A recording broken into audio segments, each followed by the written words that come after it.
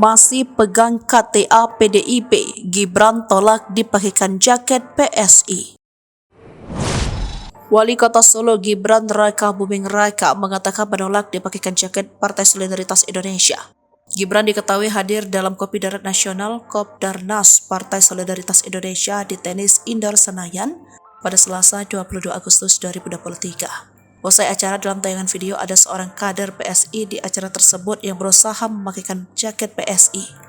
Dalam tayangan di kanal YouTube PSI tampak Ketua Umum PSI Giring Ganesa menghalangi kader tersebut.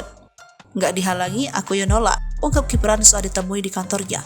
Wakil Ketua Dewan Pembina Partai Solidaritas Indonesia, Grace Natali, juga menyinggung Gibran yang menurutnya PSI banget, lantaran sering diremehkan sebagai pemimpin yang masih relatif muda.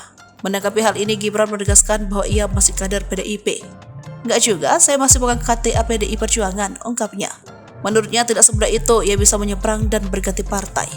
Ia sendiri hadir karena diundang sebagai narasumber dalam sesi talkshow. Turut hadir Budiman Sujatmiko dan Yeni Wahid yang juga ikut menjadi narasumber. Ia juga menilai silaturahmi dengan partai lain termasuk dengan PSI. Kita semua teman, saya teman dengan Mas Giring, Mbak Grace, ungkapnya.